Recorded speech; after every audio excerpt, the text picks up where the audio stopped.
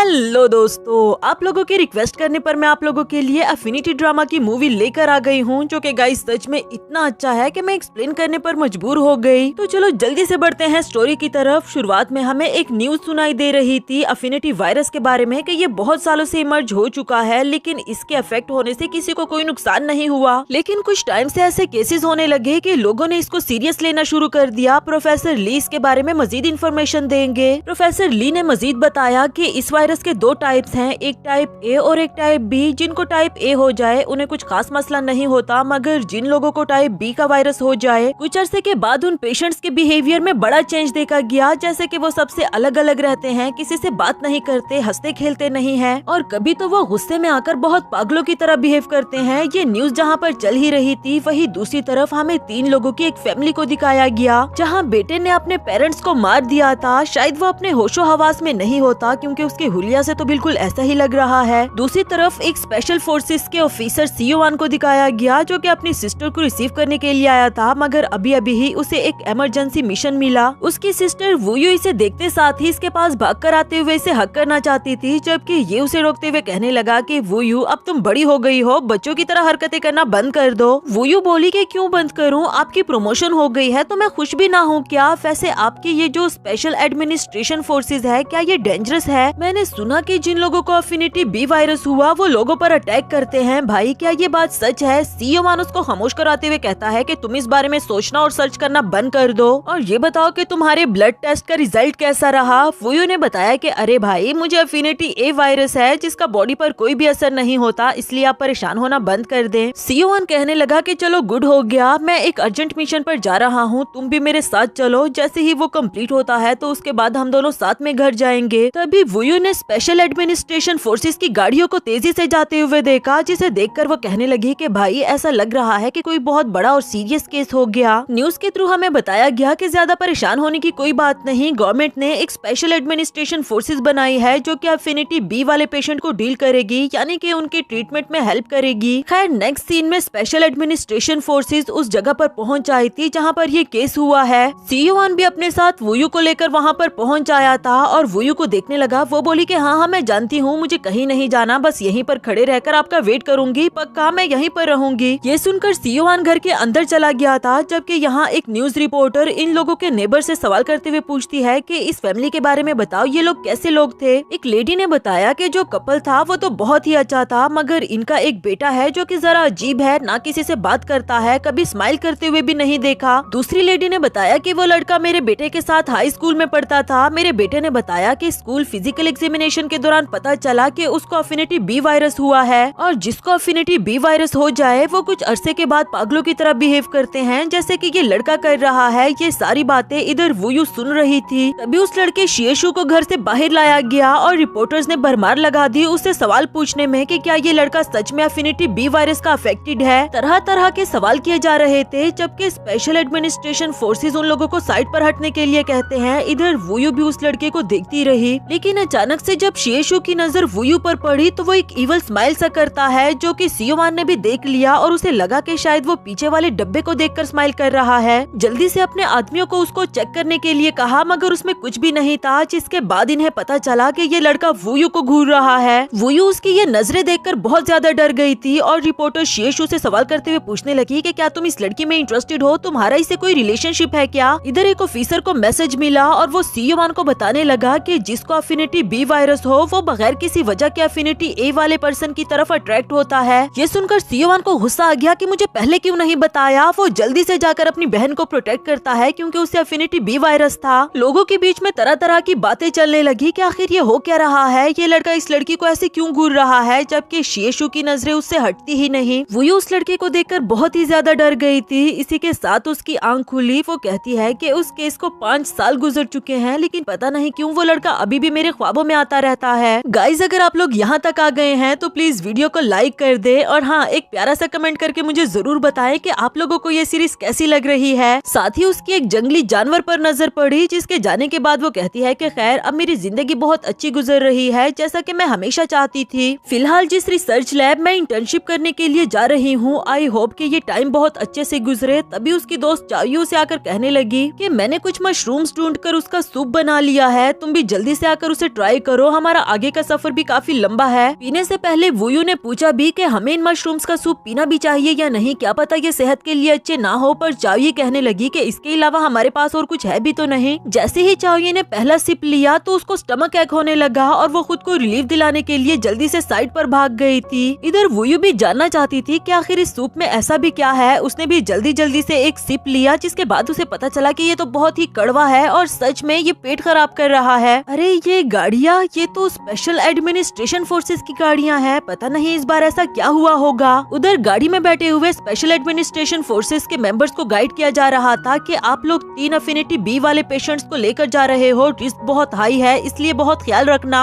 अभी गाड़ी में पीछे से एक धमाकेदार किस्म की आवाज आई, जिसकी वजह से इन्हें गाड़ी रोककर पीछे जाकर देखना पड़ा कि आखिर क्या हुआ है। जैसे ही वो लोग देखने के लिए पीछे को आए तो वो तीनों पेशेंट्स अपनी अपनी जगह पर लेटे हुए थे, मगर अचानक से उन लोगों ने अपनी आंखें खोली, जिसके बाद गोलियां चलने की आवाज आई। वो ये आवाजें सुनकर काफी ज्यादा डर गई थी और जल्दी से उठकर वहाँ से जाने लगी, जबकि इधर अफिनिटी बी पेशेंट्स ने उन लोगों को मार दिया था और इनको ट्रीट करने के लिए जो इनहिबिटर्स बनाए गए थे वो भी इनसे ले लिए। यहाँ वो लड़की कहने लगी कि मुझे अफिनिटी ए की स्मेल आ रही है। देखते ही देखते वो लोग वुयू तक पहुँच आए और वो लड़का लिनजुआन वुयू के पास आते हुए उसे कहता है कि तुम्हारी स्मेल मुझे बहुत अच्छी लग रही है, तुम मेरी बन जाओ। फिर उसको उठाते हुए गाड़ी में ले आए। वुयू काफी ज्यादा डर गई थी, जबकि अफिनिटी बी के पेशेंट्स गाड़ी को अपने चार्ज में लेकर आगे ले जाने लगे। यहाँ जंगल में जहाँ पर वुयू बैठी हुई थी वहाँ पर एक लड़का आता है, जैसे कि वो वुयू की तलाश में आया हुआ हो। साथ ही उसको अनाउंसमेंट सुनाई दी कि अफिनिटी बी के पेशेंट्स ने स्पेशल एडमिनिस्ट्रेशन फोर्सेस पर अटैक किया है, गाड़ी को भी अपने साथ लेकर जा रहे हैं और एक लड़की को होस्टेज बना लिया। उस लड़के ने जैसे ही ये न्यूज सुनी तो वो स्पेशल एडमिनिस्ट्रेशन फोर्सेस के मेंबर को बेहोश करके उसकी गाड़ी को ले लेता है। यहाँ हमें पता चला कि ये लड़का वही 5 साल पहले वाला शिएशु है जो गाड़ी को बहुत फास्ट ड्राइव करने लगा। गाइस सच में यहाँ बिल्कुल ऐसा लग रहा था जैसे ये किसी गेम का सीन हो। अफिनिटी बी वाले पेशेंट्स को रोकने के लिए स्पेशल एडमिनिस्ट्रेशन फोर्सेस इनके पीछे पड़ी हुई थी। शिएशु भी उन सब गाड़ियों को पार करके तेजी से उनके पीछे जा रहा था। यहाँ वो लड़की जो ड्राइव कर रही होती है अचानक से अपना कंट्रोल खोने लगी। उसने अपने बॉस को भी बताया। उसका बॉस लिनजुआन उसे कहता है कि तुम जल्दी से अपने आप को इनहिबिटर लगा लो, हमें यहाँ से दूर जाना होगा तभी हम फ्री हो सकेंगे। वो अभी खुद को इनहिबिटर लगाने ही वाली थी, पर गाड़ी के साथ टकराने की वजह से वो नहीं लगा पाई और उसके हाथ से गिर जाता है, जो कि पीछे वुयू के पास आ गया था। उधर वो पीछे दोनों पेशेंट गाड़ी का दरवाजा खोलकर स्पेशल एडमिनिस्ट्रेशन फोर्सेस की गाड़ियों पर फायर करना शुरू कर देते हैं। इसी दौरान वुयू का एक आंसू गिरा और हवा में तैरता हुआ वो इतनी दूर से यहाँ शिएशु के पास पहुँच आया। जैसे ही वो आंसू इसके फेस पर लगता है, ऐसी एनर्जी जो किसी के कंट्रोल में ही नहीं थी, सेकंड्स में वो अपनी गाड़ी को उस ट्रक के पास ले आया था जिसमें वुयू मौजूद थी। एक बात तो साबित हो गई कि अफिनिटी बी वाला पर्सन अफिनिटी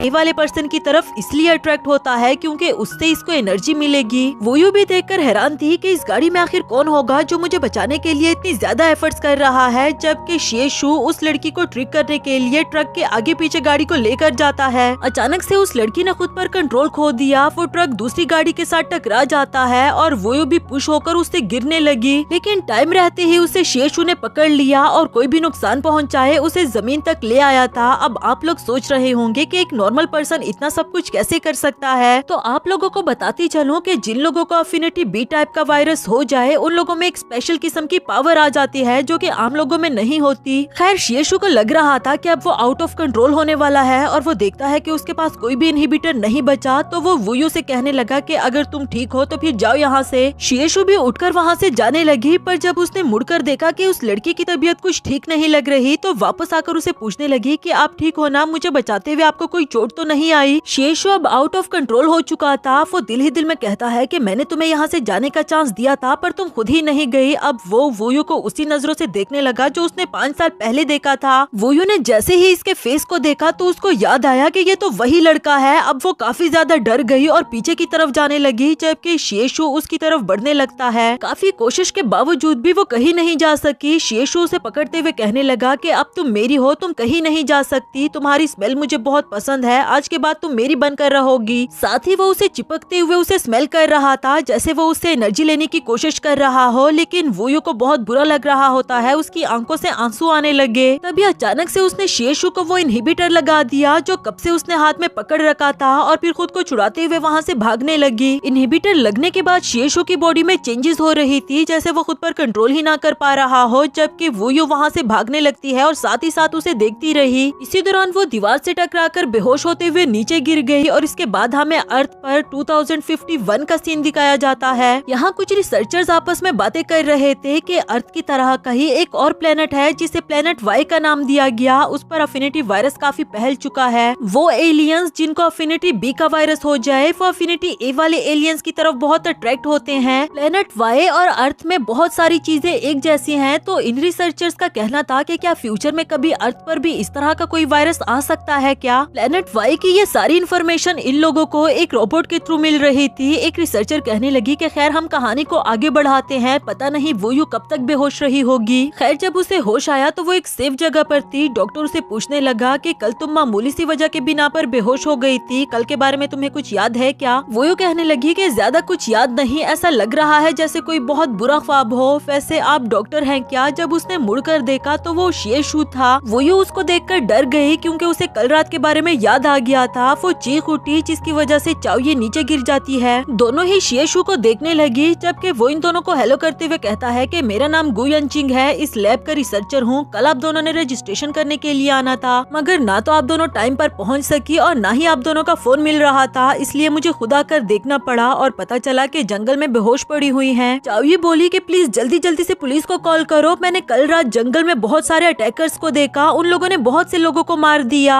ये सुनकर वूयू समझ गई थी कि जो उसने देखा वो कोई ख्वाब नहीं था, और इस लड़के शियू से बचने के लिए अब उसकी नजर एक चाकू पर पड़ी। धीरे धीरे करके उसके करीब जाने लगती है, मगर उसको उठाने से पहले ही उसके हाथ से नीचे गिर पड़ा। शिएशु अब उसके करीब आता है, जिसकी वजह से ये डर गई और वो चाकू उठाते हुए कहने लगा कि क्या आपको ऐसा फील हो रहा है कि आपके हाथों में जान नहीं। ये सब कुछ वो टॉक्सिक मशरूम्स वाला सूप पीने की वजह से हुआ, इसलिए ही तो तुम दोनों को हेलुसिनेशंस आ रहे थे। चलो आप दोनों रियलिटी में वापस आ जाओ। रजिस्ट्रेशन के लिए मुझे तुम दोनों को डायरेक्टर के पास ले जाना होगा, मेरे पीछे आओ। उसके जाते ही इधर वूयू सोच रही थी कि मुझे ये लड़का बिल्कुल शिएशु की तरह क्यों लग रहा है। खैर डायरेक्टर से मिलने के लिए ये दोनों उसके साथ जाने लगी। इसी दौरान एक डेड बॉडी को दिखाया गया और गु यनचिंग ने बताया कि इस पर्सन ने वॉलंटियरली अपनी बॉडी हमारी रिसर्च के लिए दे दी थी, जो कि हमारे लिए बहुत रिस्पेक्टेबल है। तभी एक फीमेल रिसर्चर आते हुए कहने लगी कि डॉक्टर गु यनचिंग, क्या आपके पास टाइम है मेरा पेपर रिव्यू करने के लिए। मगर वो बोला कि डॉक्टर डिंग से रिव्यू करवा लेना, इन दोनों लड़कियों का ख्याल रखो, मैं डायरेक्टर के पास जा रहा हूँ। वूयू उसको सीनियर समझकर हेलो हाई करती है, पर उसका बिहेवियर कुछ खास अच्छा नहीं था। वो कहने लगी कि यहाँ साइड पर आराम से बैठ जाओ और ट्रबल क्रिएट मत करो, जो कहकर वहाँ से चली गई। उधर गु यनचिंग ने डायरेक्टर को बताया कि वो दोनों लड़कियाँ टॉक्सिक मशरूम्स का सूप पीने की वजह से बेहोश हो गई थी। डायरेक्टर काफी सीरियस पर्सन लग रहा होता है, लेकिन अचानक से ही फनी वे में कहने लगा कि मशरूम्स, इतना टाइम हो गया कि मैंने मशरूम्स नहीं खाए, तुमने मुझे क्या याद करवा दिया, अब मेरा खाने को दिल कर रहा है। यानी कि वो बहुत फनी पर्सन था। इधर वूयू गु यनचिंग के पोस्टर को देखते हुए सोच रही थी कि जितना मैं इसे देखती हूँ उतना ही ये मुझे आज से 5 साल पहले वाले लड़के शिएशु की तरह लग रहा है। कहीं ऐसा तो नहीं कि ये वही लड़का हो और अब इसने अपनी आइडेंटिटी चेंज कर दी। क्या इसके बारे में मुझे डायरेक्टर को बताना चाहिए। और अगले ही सीन में हम देखते हैं कि वो गु यनचिंग के बारे में डायरेक्टर को बता रही थी कि वो एक क्रिमिनल रह चुका है, उसने लोगों को कत्ल किया। ये सुनकर तो डायरेक्टर भी शॉक्ड हो गया। फिर जब दोनों ने मुड़कर उसकी तरफ देखा तो पीछे जितने भी लोग खड़े थे तब तक वो उन लोगों को मार चुका था और डायरेक्टर के पास आकर उसे गर्दन से पकड़ते हुए साइड पर फेंक दिया। जिसके बाद वो वूयू के करीब आता है कि जिसको भी मेरे सीक्रेट के बारे में पता चलेगा वो सब लोग मारे जाएंगे। यहाँ पर वूयू को होश आया, यानी कि वो ये सब कुछ सोच रही थी और तब तक गु यनचिंग उसके सामने आया कि क्या हुआ, अभी भी सर में दर्द हो रहा है क्या। वूयू अचानक से उसे देखकर डर गई और सर हिलाकर नहीं का जवाब दिया। जिसके बाद गु यनचिंग कहता है कि ये हमारे इस लैब का डायरेक्टर है मिस्टर डिंग। दोनों ने मिस्टर डिंग को हेलो हाई किया और अपना इंट्रोडक्शन करवाया, जबकि डायरेक्टर तो वूयू को घूरता ही रह गया। तभी अचानक से उसको एक इमरजेंसी न्यूज मिली कि मुर्दा खाने से 2 बॉडीज गायब हैं। डायरेक्टर ने गु यनचिंग को इन दोनों को अपने रूम्स में ले जाने के लिए कहा और फिर वहाँ से चला गया। गु यनचिंग इन दोनों को अपने साथ ले जाने लगा और गाइड कर रहा था कि हॉस्टल रूम्स कहाँ पर है, तुम लोग कहाँ से खाना खा सकते हो, और हाँ रातों को बाहर बिल्कुल भी नहीं घूमना। थोड़ी देर के बाद हॉस्टल रूम्स वाले फ्लोर पर पहुँच आए। चावी का रूम सबसे पहले आ गया। वो गुड नाइट कहते हुए रूम के अंदर चली गई थी। इधर वूयू का शक शक अभी भी कम नहीं हो रहा था तो वो उस 5 साल पहले वाले केस के बारे में फोन पर सर्च करने लगी, जिससे उसको पता चला कि वो केस अभी तक भी अनसॉल्व्ड है, क्योंकि इस बारे में कोई भी सबूत नहीं मिला कि उस लड़के शेषु ने ही अपने पेरेंट्स को मारा था या किसी और ने आकर मारा। अब वो जल्दी जल्दी से अपने भाई सियोवान को मैसेज करके पूछने लगी कि भाई क्या आपको वो 5 साल पहले वाला केस याद है, वो लड़का शेषु। फोन में वो इतना मगन हो गई थी कि कब गु यनचिंग से टकरा गई उसे पता ही नहीं चला। फिर फौरन से सॉरी किया। वो बोला कि ये रहा तुम्हारा रूम। रूम के अंदर जाकर वो इसे गुड नाइट कहते हुए दरवाजा बंद ही करने लगी थी कि इसने अचानक से हाथ आगे करके दरवाजा रोक दिया और बहुत इवल वे में इसे देखने लगा। कहता है कि अब मुझसे मजीद इंतजार नहीं हो रहा, अंदर आने दो। ये कहकर वो धीरे धीरे से वुयू के करीब आने लगा, जबकि वुयू फिर से बहुत ज्यादा डर गई थी क्योंकि उसके दिल से शक अभी भी खत्म नहीं हुआ था।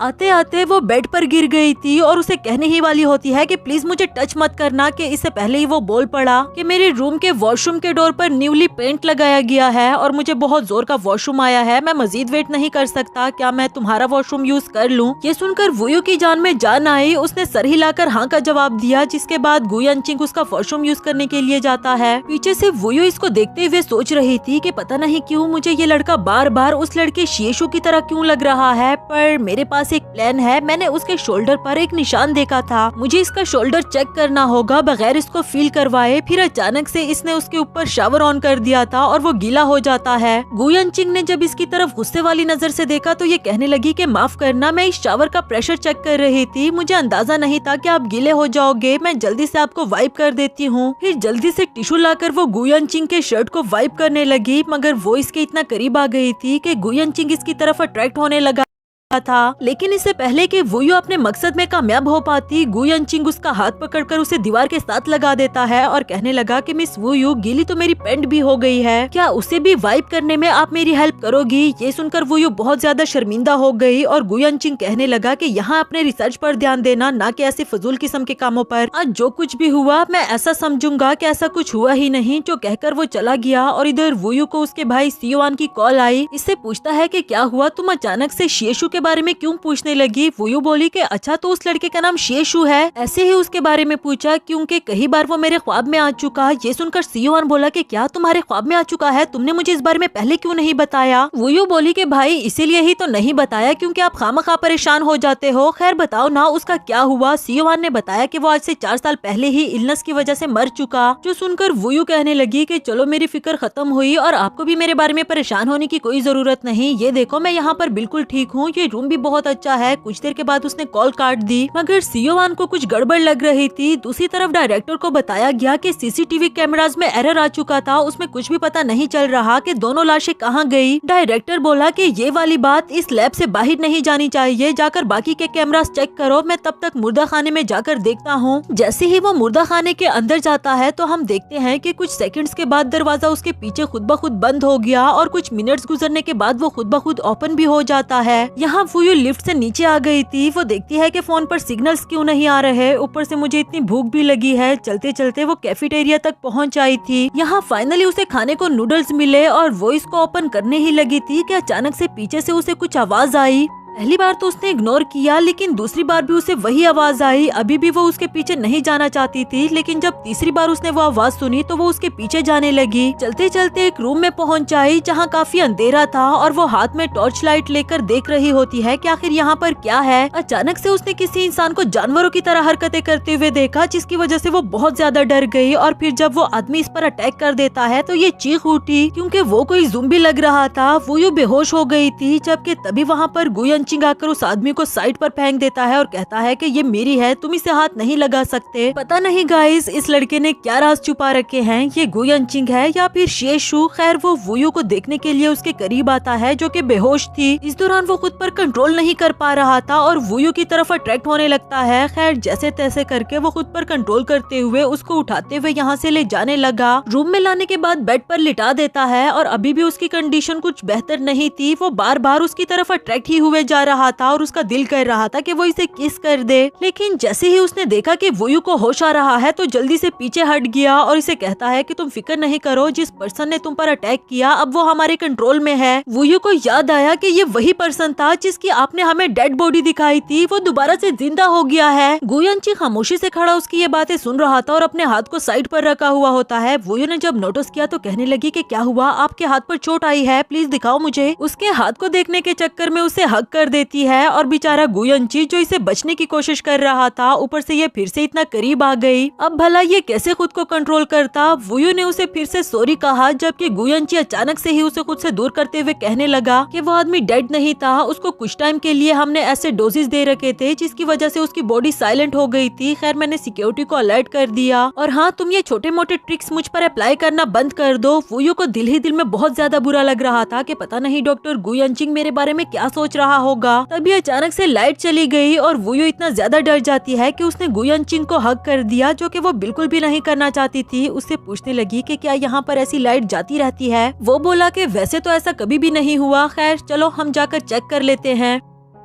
इसके बाद दोनों मेन स्विच चेक करने के लिए जाते हैं कि आखिर लाइट क्यों चली गई, और वुयू बार बार अपना फोन चेक कर रही थी कि सिग्नल्स अभी भी नहीं आ रहे हैं। तभी अचानक से उसने अपने सामने किसी को देख लिया था और डर के मारे जल्दी से गुयनची को पकड़ लिया, लेकिन देखने पर पता चला कि वो असिस्टेंट ली था। गुयनची उसे देखकर पूछने लगा कि क्या हुआ, कोई सीरियस सिचुएशन है क्या? अभी अभी किसी आदमी ने वुयू पर अटैक किया था और वो आदमी बिल्कुल वही पर्सन लग रहा था जिसने रिसर्च के लिए अपनी बॉडी डोनेट की। ये सुनकर असिस्टेंट ली कहने लगा कि क्या ऐसा कैसे हो सकता है, वो लोग तो ऑलरेडी ही। वो यही कहना चाह रहा था कि वो लोग तो अभी भी मर चुके, लेकिन नहीं कह पाया और कहता है कि जल्दी से जाकर डायरेक्टर को इस बारे में बताओ, वो मुर्दे खाने में है, मैं जल्दी से सिक्योरिटी सिस्टम अलर्ट करता हूँ। इधर वुयू कहने लगी कि कहीं ऐसा तो नहीं कि उनकी बॉडीज पर कोई और मेथड यूज किया गया हो और उन्हें कंट्रोल करने की कोशिश की जा रही है। खैर ये दोनों डायरेक्टर को इन्फॉर्म करने के लिए मुर्दा खाने की तरफ आते हैं। यहाँ सब कुछ बिखरा पड़ा हुआ था, कोई भी नहीं होता और काफी खौफनाक किस्म का माहौल था। वुयू ने डर के मारे गुयनची का हाथ पकड़ा हुआ था, जबकि उसने मुर्दा खाने का दरवाजा खोला और देखा कि बेड्स पर कोई भी बॉडी नहीं पड़ी हुई। वो कहने लगा कि यहाँ पर 100 से ज्यादा बॉडीज पड़ी हुई थी, लेकिन अभी कोई भी नहीं। वुयू भी हैरान हो गई कि ऐसा कैसे हो सकता है। तभी बेड के नीचे से किसी के निकलने की आवाज सुनाई दी। वुयू हमेशा की तरह डर जाती है। इस बार तो गुयनची भी काफी प्रिपेयर्ड था, उसने अपने पास से इनहिबिटर निकाल लिया। अचानक से वो आदमी इसके सामने आ जाता है। गुयनची उसको इनहिबिटर लगाने ही वाला था, मगर देखने पर पता चला कि वो डायरेक्टर है। बेचारा इतना ज्यादा डरा हुआ था जैसे उसे हार्ट अटैक आ गया हो। वुयू उसे पूछने लगी कि क्या हुआ, आप पर भी क्या उस पर्सन ने अटैक किया? डायरेक्टर बोला कि क्या मतलब, तुम पर भी उसने अटैक किया? जिसका जवाब गुयनची ने दिया कि वो आप कंट्रोल में है, असिस्टेंटली सिक्योरिटी को अलर्ट करने के लिए गया हुआ है। खैर आप ये बताओ कि मुर्दा खाने से सारी बॉडीज गायब कैसे हो गई? डायरेक्टर बताने लगा कि यार क्या बताऊं, 2 बॉडीज गायब थी, मैं चेक करने के लिए अंदर गया। फ्लैशबैक से हम देखते हैं कि अंदर जाकर वो अभी कुछ लिखने ही वाला होता है कि अचानक से उसका पेन नीचे गिर गया, जिसे उठाने के लिए वो बेड के नीचे चला गया था। लेकिन ऊपर आने से पहले ही उसने देखा कि वो आदमी बेड से उतरकर नीचे जाने लगे। सिर्फ वही आदमी नहीं बल्कि सभी बेड से उतरकर नीचे जा रहे थे। बेचारा डायरेक्टर तो इतना ज्यादा डर गया था कि उसको कुछ भी समझ नहीं आती और वहीं पर सुन हो गया। प्रेजेंट में वो बता रहा था कि अगर मैंने क्विक एक्शन ना लिया होता तो शायद अब मैं यहाँ पर खड़ा ना होता। तभी वुयू को किसी पर्सन का ब्रेसलेट मिला जिस पर उसका नाम लिखा हुआ था और ये भी कि वो अफिनिटी बी वायरस का अफेक्टेड है। अब उसे शक हो गया था, दोनों की तरफ घूरने लगी और कहती है कि इसका मतलब ये सभी लोग अफिनिटी बी के पेशेंट्स थे। आप लोग इनकी बॉडीज पर कोई और रिसर्च कर रहे हो ना? इधर डायरेक्टर और गुयनची भी एक दूसरे को देखने लगे। गुयनची ने बताया कि इसके इंटर्नशिप रूल्स में ये बात मेंशन है कि इसे सारी बातें कॉन्फिडेंशियल रखनी होगी, हम इस पर ट्रस्ट कर सकते हैं। जिसके बाद डायरेक्टर भी इसको बताने लगा कि आज से 5 साल पहले अफिनिटी बी वाले पेशेंट्स की हालत कुछ ज्यादा ही सीरियस हो गई थी, जिसकी वजह से गवर्नमेंट को एक स्पेशल फोर्स बनानी पड़ी और इस पर रिसर्च भी स्टार्ट हो गई थी। रिसर्च से यही कंक्लूजन मिला कि वो लोग जिनको अफिनिटी बी टाइप का वायरस हो जाए उन्हें आम लोगों से कहीं ज्यादा पावर मिल जाती है और उन लोगों को रन का नाम दिया गया। लेकिन रन में इमोशनल अनस्टेबिलिटी होती है, समटाइम्स उनको नहीं पता चलता कि वो क्या कर रहे हैं, कुछ भी कर बैठते हैं और बाद में उनको रियलाइज होता है। वुयू को आज से 5 साल पहले उस आंटी की बात याद आई कि जिन लोगों को टाइप बी का वायरस हो जाए कुछ टाइम के बाद उनका बिहेवियर अजीब होने लगता है, यानी कि पागलों की तरह हरकतें करते हैं। वुयू ने पूछा कि मतलब कि उनको प्यार और तकलीफ जैसी कोई चीज फील नहीं होती? डायरेक्टर ने बताया कि हाँ हाँ तुमने बिल्कुल ठीक समझा। वक्त के साथ साथ गवर्नमेंट को रन लोगों के पावर का अंदाजा हुआ और वो इन्हें यूज करने लगे आम लोगों को प्रोटेक्ट करने के लिए। मगर कुछ टाइम के बाद रन लोग अपना कंट्रोल खो देते थे, फिर वो खुद को या फिर आसपास के लोगों को नुकसान पहुंचाना शुरू कर देते थे और इस दौरान वो मारे जाते। गुयनचिंग ने मजीद बताया कि ये वाला जो अनकंट्रोलेबल बिहेवियर है इसको रोका जा सकता है अफिनिटी ए वाले पर्सन्स के थ्रू, क्योंकि जिन लोगों को अफिनिटी बी टाइप का वायरस हो जाए वो लोग अफिनिटी ए वाले पर्सन्स की तरफ अट्रैक्ट होते हैं। डायरेक्टर ने बताया कि हाँ इसने ठीक कहा, अफिनिटी ए वाले पर्सन्स को यिन का नाम दिया गया। वुयू पूछने लगी लेकिन रन यिन को इतने लोगों में कैसे पहचान लेते हैं। डायरेक्टर ने मजीद गाइड किया कि रन लोगों की सेंस ऑफ स्मेल बहुत हाई होती है, वो इतने लोगों के बीच में भी यिन को पहचान जाते हैं। वुयू ने एक और सवाल पूछा कि यिन रन को नॉर्मल कैसे कर सकते हैं, जिसका जवाब गुयनची ने दिया कि बॉडी के इंटरेक्शन के थ्रू, बॉडी के फ्लूइड्स को एक दूसरे के साथ मिक्स करना यानी कि किसिस करना। डायरेक्टर बताने की कोशिश कर रहा था कि इंटीमेसी, और इधर वुयू बोली कि जी मैं समझ गई। डायरेक्टर कहता है कि वेरी गुड, लेकिन बहुत सारे रन अब नॉर्मल लाइफ में आ चुके हैं यिन से शादी करके, उनमें अब इस तरह का कोई भी वायरस नहीं रहा। वुयू कहने लगी कि इसका मतलब रन यिन के साथ फिजिकल कॉन्टेक्ट बना ले तो वो लोग बिल्कुल नॉर्मल हो जाएंगे, जिस पर गुयनची कहने लगा कि ऐसी बात नहीं है, इनका बॉन्ड सबसे ज्यादा स्ट्रॉन्गर होता है। एक रन किसी एक यिन की तरफ ही अट्रैक्ट हो सकता है और इसके बाद वो वाला यिन किसी और रन पर वर्क नहीं करेगा, यानी कि वो दोनों सिर्फ एक दूसरे के लिए बन जाएंगे, एक दूसरे को पहचानेंगे और एक दूसरे के बगैर उनका गुजारा मुश्किल हो जाएगा। डायरेक्टर ने बताया कि रन की तादाद ज्यादा है और इतने सारे यिन नहीं, इसलिए सबको यिन नहीं मिल सकते हैं, तो हमें इनके बिहेवियर को कंट्रोल करने के लिए इनहिबिटर बनाना पड़ा। मगर इसका इफेक्ट ज्यादा देर तक नहीं रह सकता और अगर इसको ज्यादा टाइम तक बार बार यूज किया जाए तो किसी टाइम पर इसका इफेक्ट खत्म ही हो जाता है। इसलिए हम अभी भी रिसर्च करके कोई नया ट्रीटमेंट बनाना चाहते हैं। ये सभी लोग यहाँ पर न्यू ड्रग को ट्राई करने के लिए आए थे और इन्होंने खुद ही कहा था, ये सभी लोग न्यू ड्रग को ट्राई करने के लिए राजी थे, मगर किसी को भी अंदाजा नहीं था कि न्यू ड्रग को ट्राई करने के बाद इनकी मौत हो जाएगी। गुयनची, ये भी तो हो सकता है कि उस ड्रग की वजह से इनकी बॉडी में टेम्परेरी चेंज आया हो। ये बातें अभी चल ही रही थी कि अचानक से दूसरी तरफ से खौफनाक किस्म की आवाज आई। ये तीनों वो आवाज सुनकर जल्दी से सिक्योरिटी रूम वाली साइड पर भागने लगे, जबकि दूसरी तरफ हमें सिक्योरिटी रूम का सीन दिखाया जाता है। वहाँ एक डॉक्टर सिक्योरिटी गार्ड्स के साथ बैठा हुआ मजाक कर रहा था कि जब भी अफिनिटी बी वाले पर्सन्स को इनहिबिटर लगाया जाता है तो वो बिल्कुल ही जानवरों की तरह हरकतें करते हैं। साथ ही उनकी पैरोडी करके भी दिखा रहा था, जिस पर सभी लोग काफी हंस रहे होते हैं। तभी पीछे से एक और गार्ड आया। वो कहता है कि किस बात पर इतना हंस रहे हो, मुझे भी बताओ, मैं भी हंसना चाहता हूँ। डॉक्टर बोला कि हाँ बैठो, मैं तुम्हें भी बताता हूँ। उसके हाथ से लॉलीपॉप लेते वक्त उसके हाथ पर ब्रेसलेट देख लिया था अफिनिटी बी के पर्सन वाला, जो देखकर वो बहुत ज्यादा डर गया। बाकी के गार्ड्स भी अलर्ट हो गए थे, लेकिन तब तक बहुत देर हो चुकी, क्योंकि वो आदमी उनको गोली मार देता है। इवन के और भी रन यहाँ पर आ चुके थे और वो आदमी लियू इस डॉक्टर को पकड़ते हुए कहता है कि अब तुम भी उन लोगों की तरह तड़पो जिस तरह वो जानवरों की तरह आवाजें निकालते हैं ना। ये कहते ही उसे इनहिबिटर लगा देता है। वो डॉक्टर काफी ज्यादा तड़प रहा था, लेकिन ये उस पर बिल्कुल भी रहम नहीं खाता। तब तक असिस्टेंट ली पहुंच आया और इन लोगों को देखते हुए कहने लगा। लियू ने उसको देखकर हाय किया और कहता है कि मेरे साथ ये मजाक करना बंद करो, मैं अब सीरियस हो गया हूँ और मौत का खेल तो अभी शुरू हुआ। दूसरी तरफ वो तीनों स्टेयर्स चढ़ कर फाइनली सिक्योरिटी रूम तक पहुँच आए थे। तभी वुयू ने अचानक से लियू को देखा। गार्ड्स उसके पास आकर पूछते हैं कि हमें गोली चलने की आवाज सुनाई दी, तो वो बोला कि हाँ इस तरफ मैंने किसी आदमी को भागते हुए देखा। जब वो सिक्योरिटी गार्ड उसके पीछे जाते हैं तो इसने उन दोनों को गोली मार दी। वुयू बहुत ही ज्यादा डर गई थी, लेकिन इससे पहले कि उसके मुंह से आवाज निकलती, गुयनची ने उसके मुंह पर हाथ रखकर उसे साइड पर ले आया था।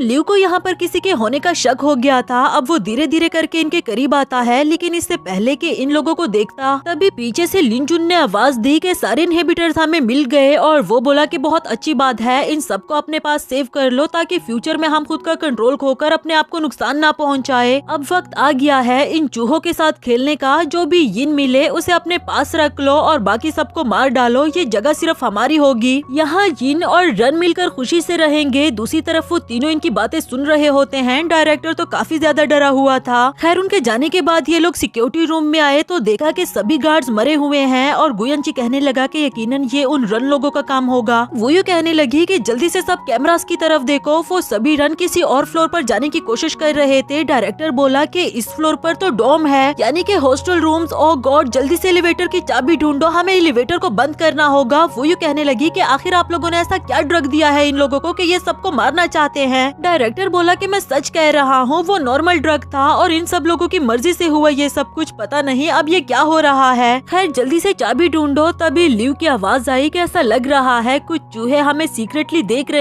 हैं। चलो फिर सबसे पहले इनका काम तमाम करे। इधर डायरेक्टर कहने लगा कि माफ करना, गलती से मेरा हाथ दब गया था और वहाँ हमारी आवाज सुनाई दी। खैर अब क्या ही हो सकता है, चाबी ढूंढनी तो जरूरी थी। वुयू ने देखा कि ऊपर मेटल डिटेक्टर पड़ा हुआ है। वो जल्दी से उसे लेने की कोशिश करती है पर वो काफी ऊंचा था। गुयनची ने उसे उठाकर ऊपर किया, जो कि वुयू बिल्कुल भी एक्सपेक्ट नहीं कर रही थी। उसने जल्दी से मेटल डिटेक्टर उठाया और फिर गार्ड्स के पॉकेट्स में से चेक करने लगी। यहाँ उसे चाबी मिल जाती है और निकालते हुए पूछने लगी कि क्या यही चाबी है। डायरेक्टर ने देखकर कहा कि हाँ यही चाबी है। वो जल्दी से एलिवेटर पर लगाने के लिए गया, लेकिन अचानक से उसका पैर स्लिप हुआ और वो गिर जाता है। चाबी भी उसके हाथ से गिर गई। इससे पहले कि वो फ्लोर से नीचे गिरती, इधर वुयू ने उसे हाथ लगाया और दूसरी तरफ गुयनची उसे पकड़ लेता है। उधर रेन भी एलिवेटर पर पहुंचने ही वाले थे। वुयू ने आवाज दी कि जल्दी से चाबी दो। गुयनची ने उसे चाबी पकड़ाई और ये जल्दी जल्दी जाकर एलिवेटर पर लगा देती है, जिसकी वजह से काम बन गया। वुयू थकन के मारे वहीं पर बैठ गई थी और गुयनची इसके पास आकर हाथ आगे बढ़ाते हुए कहने लगा कि काफी तेज दिमाग चलता है तुम्हारा। इससे पहले कि वुयू उसके हाथ में हाथ देती, किसी और ने उसका हाथ पकड़ लिया था और हम देखते हैं कि वो डायरेक्टर था। कहने लगा कि मैं बूढ़ा हो चुका हूँ, पहले मुझे उठाओ। दोनों ने मिलकर उसे उठाया, जिसके बाद डायरेक्टर कहने लगा कि हमने इन लोगों को एलिवेटर में रोक तो दिया, लेकिन फिलहाल हमें स्प्लिट होना होगा। एक बंदा टॉप फ्लोर पर जाकर सैटेलाइट सिग्नल्स को ऑन करे, बाकी हमें दूसरे लोगों को भी अलर्ट करना होगा। गुयनची बोला कि आप बाकी के फ्लोर्स पर जाकर सबको अलर्ट करे, तब तक मैं टॉप फ्लोर पर जाकर सिग्नल्स ऑन करता हूँ। और हाँ, मैं अकेला जाऊंगा, किसी को अपने साथ नहीं ले जा सकता। एलिवेटर पर जाना रिस्की है, इसलिए स्टेयर्स के थ्रू जाना। इधर वुयू सोचने लगी कि इतने सारे फ्लोर्स पर स्टेयर्स के थ्रू जाना। फिर जल्दी से गुयनची के पीछे जाने लगी कि डॉक्टर गुयनची, मैं आपके साथ जाना चाहती हूँ। आई स्वेयर मैं आपके लिए कोई मुसीबत नहीं बनाऊंगी।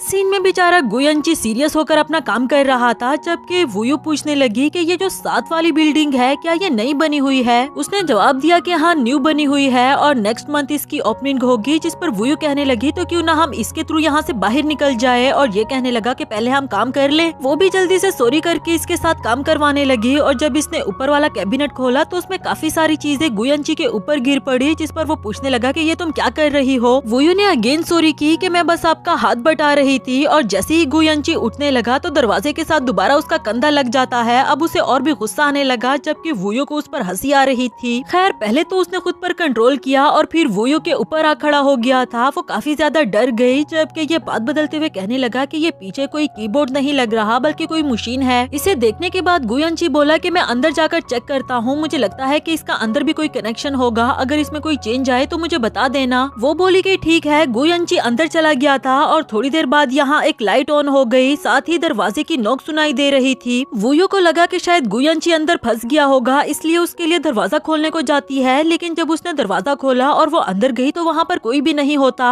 अचानक से अंधेरे में से एक रन निकलकर उसके सामने आता है, जिसकी वजह से ये काफी ज्यादा डर गई और जल्दी से दरवाजे से बाहर आती है। यहाँ स्लिप होकर वो नीचे गिर पड़ी। गुयनची ने भी उसे देख लिया था और पूछने लगा कि क्या हुआ। वो बोली कि यहाँ रन आ रहे हैं, हमें जल्दी से भागना होगा। जिस पर गुयनची ने उसे अपने पीठ पर बैठने के लिए कहा कि टाइटली होल्ड कर लो, और फिर उसको भगाते हुए वहाँ से ले आया था। काफी आगे आने के बाद वुयू बोली कि हमें थोड़ा रेस्ट कर लेना चाहिए, प्लीज मुझे नीचे उतार दें। जैसे ही वो नीचे उतरने लगी तो गुयनची के शोल्डर पर वो निशान देख लिया था, जिसकी वजह से वो काफी ज्यादा डर गई कि तुम हमारे शोल्डर पर वो निशान। गुयनची का मूड ही बदल गया था और कहने लगा कि अच्छा तो तुमने सब कुछ देख ही लिया। उठते हुए कहने लगा कि वैसे बहुत ही नाशुक्री बंदी हो तुम। खैर पहले तो मुझे इन ज़ॉम्बीज़ से निपट लेने दो, उसके बाद मैं तुम्हें किसी सेफ जगह पर ले जाऊंगा। लेकिन वुयू उसका भरोसा क्यों करती। वो सर हिलाकर ना का जवाब देती है और वहाँ से भागने की कोशिश कर रही थी, मगर गुयनची उसको पकड़कर उठाते हुए बैल्कनी में ले आया और कहता है कि जब तक मैं वापस ना आ जाऊँ यहीं पर रहना। वहाँ का दरवाजा बंद करके चला गया, जिसके बाद वो उन रेन से निपटने लगा और इधर वुयू सोच रही थी कि क्या ये सच में शिएशु है। नहीं नहीं, मेरा भाई गलत नहीं हो सकता, वो तो मर चुका है। मगर मैंने उसके शोल्डर पर वो निशान देखा, मेरी आंखें धोखा नहीं खा सकती। क्या मुझे यहाँ से भागना चाहिए? हाँ, मुझे भागना ही होगा इससे पहले कि वो वापस आ जाए। तभी उसको साइड पर पड़ी हुई रस्सी नजर आई जिसका यूज करके वो नीचे जाना चाहती थी और अब वो बिल्कुल वैसा ही करने लगी जैसा कि उसने सोचा था। फिर वो रस्सी से नीचे आती है और दिल ही दिल में सोच रही थी कि ये रस्सी कुछ ज्यादा लंबी नहीं है, अगर मैं यहाँ से नीचे गिर गई तो इसलिए शायद मुझे इस फ्लोर पर चले जाना चाहिए। मगर वहाँ तक भी उसका पाँव नहीं पहुँच रहा था और इधर नीचे खड़ा गुयनची उस पर हंसने लगा। जब वुयू ने उसे देखा तो ये कहने लगा कि तुम पागल हो गई हो क्या? रिन लोगों से निपटने के लिए मुझे इनहिबिटर्स चाहिए थे और अगर तुम मेरे साथ जाती तो मैं डिस्ट्रैक्ट हो जाता, इसलिए मुझे तुम्हें वहाँ बंद करके जाना पड़ा। और जब तुम्हारी वजह से मेरे शोल्डर पर चोट आई तब मैं तो गुस्सा नहीं हुआ था, अब तुम गुस्सा क्यों कर रही हो? ये सुनकर वो सोचने लगी कि मतलब इसके शोल्डर पर जो निशान था वो चोट लगने की वजह से आया। उससे पूछने लगी कि आप कब से यहाँ पर खड़े मुझे देख रहे थे तो रोका क्यों नहीं? और वो बोला कि तुम इतनी ज्यादा फोकस्ड थी कि मुझे डिस्ट्रैक्ट करना अच्छा नहीं लगा। खैर अब हमें डोम वाली साइड पर जाना है, अगर तुम्हारा ये मजाक हो गया हो तो चलो भी अब नीचे उतरो। यहाँ वो गिरने ही वाली होती है कि गुयनची ने उसे पकड़ लिया और वो इसके ऊपर गिर पड़ी। थोड़ी देर तक तो दोनों ही एक दूसरे को देखते रहे और इवन कि गुयनची खुद पर कंट्रोल खोने वाला था लेकिन जल्दी से उसको खुद के ऊपर से हटा दिया। फिर दोनों जल्दी जल्दी से उठकर खुद को चाटते हैं। इस दौरान गुयनची ने देखा कि वुयू के कपड़े पीछे से पटे हुए हैं। अपना कोट उतार कर उसे देते हुए कहने लगा कि इस ठंड में अगर तुम बैकलेस पहनोगी तो ठंड लग सकती है। जो कहकर वो जाने लगा और इसने जब देखा कि पीछे से मेरे कपड़े पटे हुए हैं तो बहुत ज्यादा शर्मिंदा हो गई और जल्दी से कोट में निपटकर उसके पीछे जाने लगी। दूसरी तरफ रेन लोग एलिवेटर के बाहर खड़े वेट कर रहे थे। इन दोनों ने भी उन्हें देख लिया था। गुयनची कहने लगा कि मैं इन लोगों को ट्रिक करके साइड पर ले जाता हूँ, तुम इस चाबी का यूज करके डोम वाले साइड पर चली जाना, मेरे पास अभी भी कुछ इनहिबिटर्स बाकी है, तुम फिक्र ना करो। जिसके बाद वो उन लोगों को आवाज देकर अपने पीछे लगा देता है और वुयू लिफ्ट का यूज करके डोम वाली साइड पर जाने लगी। तभी उसने कोट के पॉकेट में देखा कि गुयनची के इनहिबिटर्स तो यहाँ पर पड़े हुए हैं, यानी कि वो मुसीबत में होगा, तो फौरन उसके पीछे भाग पड़ी। लेकिन जब उसने अंदर जाकर देखा तो वो सब लोग नीचे पड़े हुए थे और सामने ही उसे गुयनची का चश्मा नजर आया। अब वो बहुत ज्यादा डर गई थी कि उसे कुछ हो ना गया हो, पर जब वो थोड़ा सा आगे बढ़ी तो उसने देखा कि गुयनची ने एक आदमी को पकड़ रखा था और वो भी एक हाथ से, जो कोई आम इंसान तो नहीं कर सकता।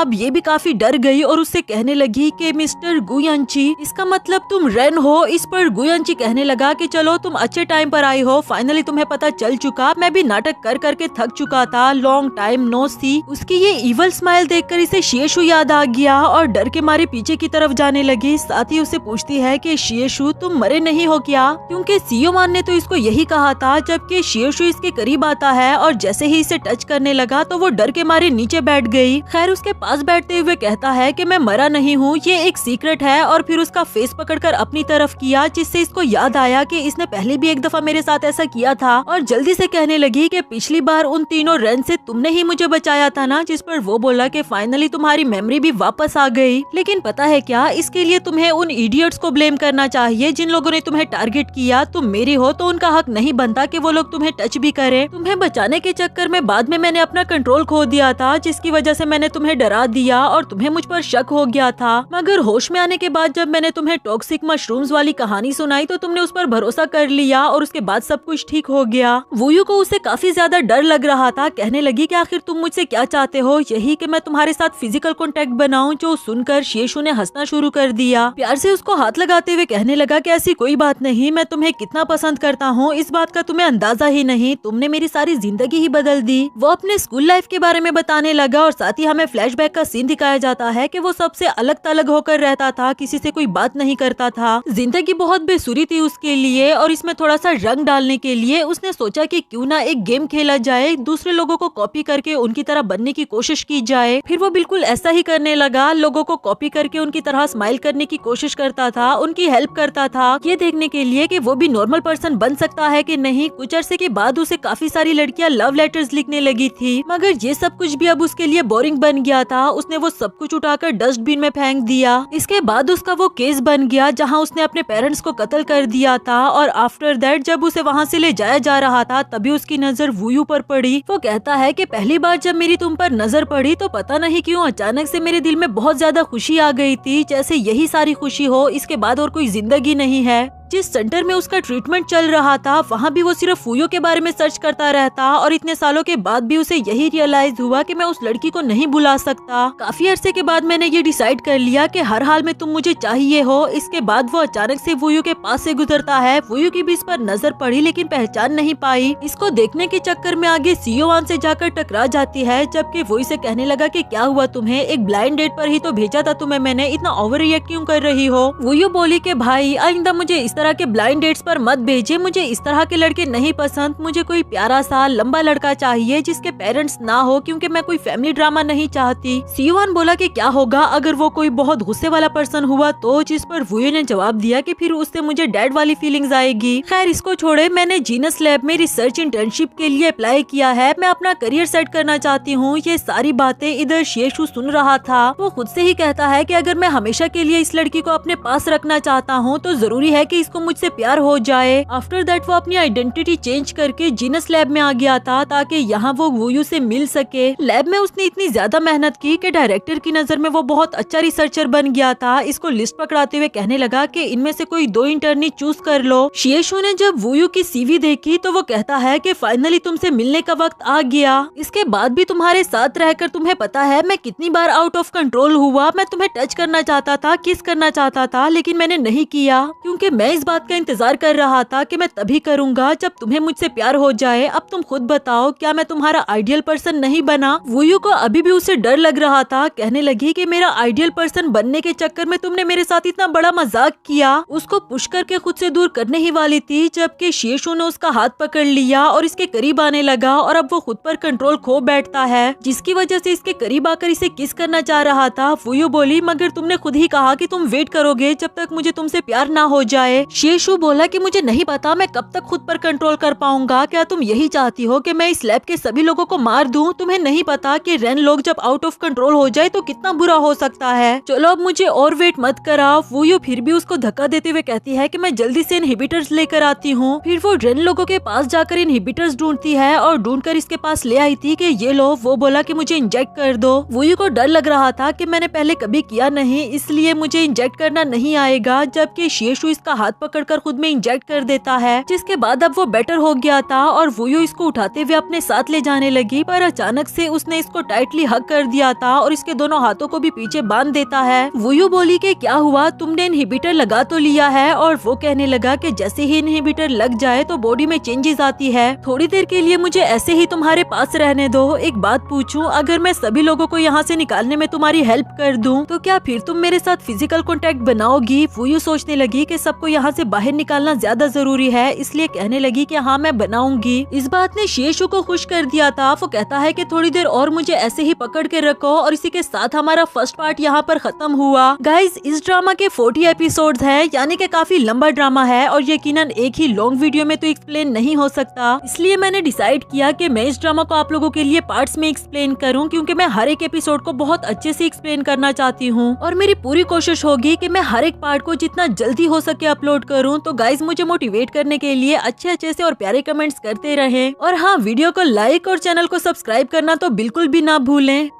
हेलो दोस्तों, तो बढ़ते हैं इस सीरीज के सेकंड पार्ट की तरफ। वीडियो पसंद आए तो वीडियो को लाइक, चैनल को सब्सक्राइब और प्यारे प्यारे से कमेंट्स करना तो बिल्कुल भी ना भूलें। शुरुआत में हम डायरेक्टर डिंग को देखते हैं, जो इतने सारे फ्लोर स्टेयर से चढ़कर आया। अब बेचारे की बुरी हालत हो गई थी, उससे चला भी नहीं जा रहा, जो जैसे तैसे करके फाइनली हॉस्टल के रूम तक पहुँच आया था और उन दोनों लड़कियों को साथ बैठे हुए देखकर उन्हें भागने के लिए कहता है, लेकिन बेचारे के मुँह से लफ्ज भी नहीं निकला जा रहा क्योंकि वो बहुत ज्यादा थक चुका था। तभी पीछे से एक फायर की आवाज सुनाई दी और एक रन यहाँ पर चलते हुए आता है। वैसे तो ऐसा लग रहा था कि ये लोग पकड़े गए हैं, लेकिन असल में ये सभी चुप गए थे। उसके वापस जाने के बाद रुई डायरेक्टर से पूछने लगी कि ये रन तो सारे मर चुके थे ना, ये जिंदा कैसे हो गए? तो वो बोला कि पता नहीं जिंदा कैसे हो गए, लेकिन अब ये सबको मारना चाहते हैं, हमें जल्द से जल्द सबको इन्फॉर्म करना होगा। वो दूसरी लड़की बोली कि अरे कल छुट्टी है, सब लोग पहले ही जा चुके, सिर्फ हम बच्चे हैं। दूसरी तरफ हमें चावी को दिखाया गया, जो कि बहुत मजे की नींद सो रही थी और इसी दौरान उसने डोर पर नॉक किया आवाज सुनी जैसे कोई अंदर आने की कोशिश कर रहा हो,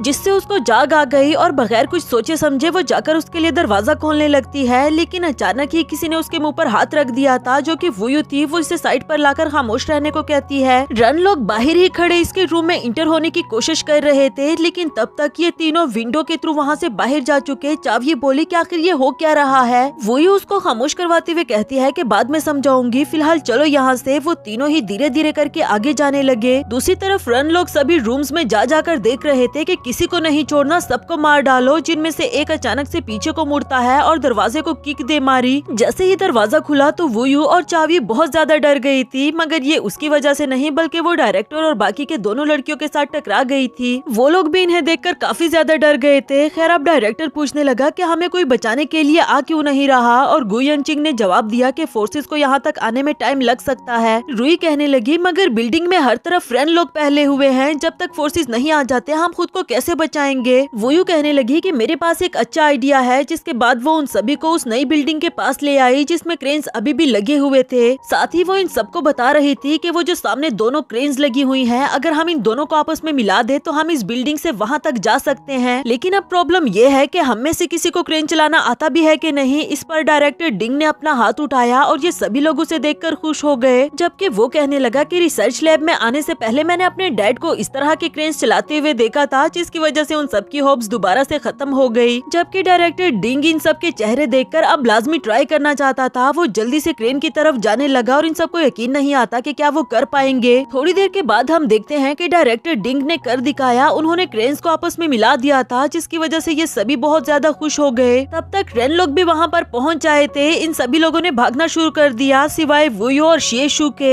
जैसे ही वो आदमी दरवाजा तोड़कर बाहर को आया तो शिएशु ने वुयू को भागने के लिए कहा और उस आदमी को यिन की स्मेल आई। वो वुयू के पीछे जाना चाहता था, मगर शिएशु की जान जाती है। जब कोई भी रन वुयू के करीब जाने की कोशिश करे, वो चिल्लाते हुए कहने लगा कि भागो यहाँ से और पीछे मुड़कर मत देखना। फिर उस रन की तरफ भागते हुए उसे एक ही बार में जमीन तक पहुँचाकर बेहोश कर दिया और फिर खुद भी वुयू के पीछे जाने लगा। जहाँ वुयू उस क्रेन पर रेंगते हुए जा रही थी, वही शिएशु उस पर भागकर जा रहा होता है। लेकिन अनफॉर्चुनेटली एक दूसरा क्रेन उससे टकरा गया, जिसकी वजह से वो नीचे गिर गया। और इधर वुयू ने जैसे ही देखा तो उसकी तो जान ही निकल गई थी। लेकिन असल में शिएशु ने एक हाथ से लोहे को पकड़कर खुद को बचा लिया था। इधर वुयू सोच रही थी कि अगर मुझसे पहले शिएशु मर गया तो यकीनन सारी जिंदगी मेरे ख्वाब में आता रहेगा। मुझे इसे अपने साथ ले जाना होगा, इसलिए वापस उसके पास आने लगी। शिएशु ने उसे मना भी किया पर वो रुकी नहीं, आगे आकर इसे अपना हाथ देती है। जबकि शिएशु सिर्फ उसे घूरता रहा और इसे पहले के अपना हाथ दे पाता, तब तक वुयू को भी वो क्रेन टकरा जाता है, जिसकी वजह से वो नीचे गिर गई। डर के मारे वो ऊंची आवाज में शिएशु का नाम चिल्लाती है, जबकि शिएशु कहने लगा कि ये लड़की भी कितने बेवकूफ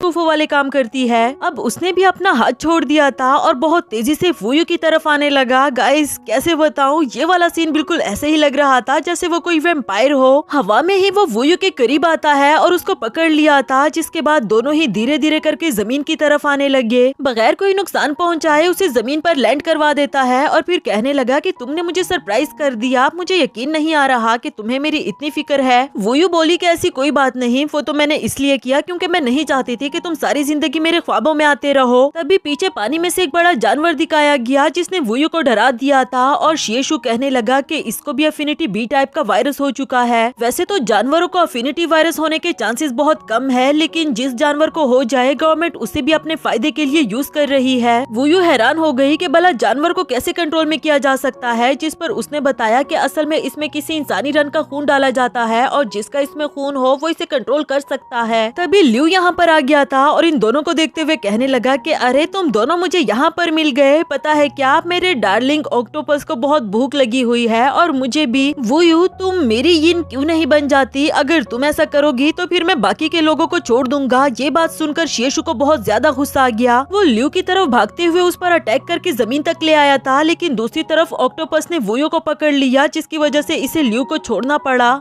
लियू ने उसके सामने शर्त रख दी कि या तो मेरा ऑक्टोपस इस लड़की को मार डालेगा या फिर तुम्हें थोड़ा सा खून मेरे ऑक्टोपस को देना होगा, क्योंकि तुम्हारी बॉडी में इस वायरस का इफेक्ट ज्यादा है और मैं चाहता हूँ कि मेरा ऑक्टोपस और ज्यादा पावरफुल हो जाए। शिएशु को इसके लिए मानना पड़ा। वो अपना ब्लड देना शुरू कर देता है और साथ ही गुस्से की नजर में लियू को देख रहा था, मगर फिर अचानक से उसका खून ऑक्टोपस में इतना ज्यादा चला गया कि उसने ऑक्टोपस को अपने कंट्रोल में ले लिया और लियू को भी वहीं पर बेहोश कर देता है। वो यू जल्दी से इसके पास आते हुए कहने लगी कि और खून देना बंद करो वरना तुम वीक हो जाओगे, जबकि ये बोला कि मैं आउट ऑफ कंट्रोल हो रहा हूँ, प्लीज मुझे काम डाउन करो।